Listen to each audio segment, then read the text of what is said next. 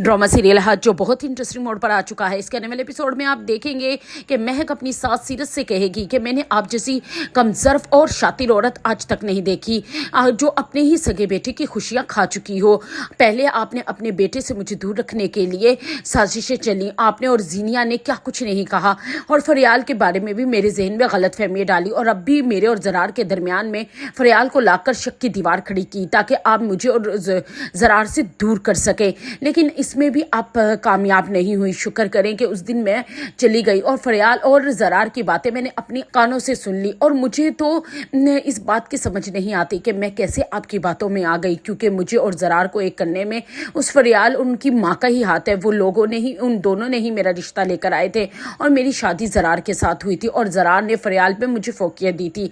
लेकिन मैं कैसे, कब और आपकी बातों में आ गई, मुझे बहुत ज़्यादा अफसोस है। मैं जरार को आपकी असलियत जल्द से जल्द बता दूंगी, उसे भी पता चले कि उसकी माँ और बहनें कभी नहीं सुधर सकती।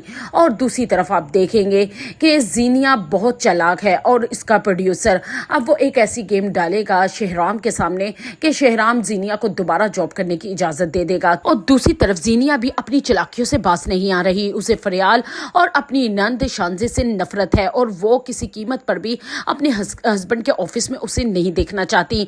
शहराम अभी इस चीज से ला ताल्लुक है कि उसी की बीवी जीनिया ने उसकी कंपनी में जासूस छोड़ा हुआ है, वो जो उन्हीं की कंपनी में जॉब करता है और जो पल पल की जीनिया को रिपोर्टें दे रहा है। अब जीनिया अपनी नंद को बदनाम करने चली है। वो ऑफिस के किसी कोलीग के साथ शांजे को बदनाम करना चाहती है ताकि वो अपने भाई की नज़र में गिर सके और शहराम खुद ही अपनी बहन को भी इस ऑफिस से निकाल दे।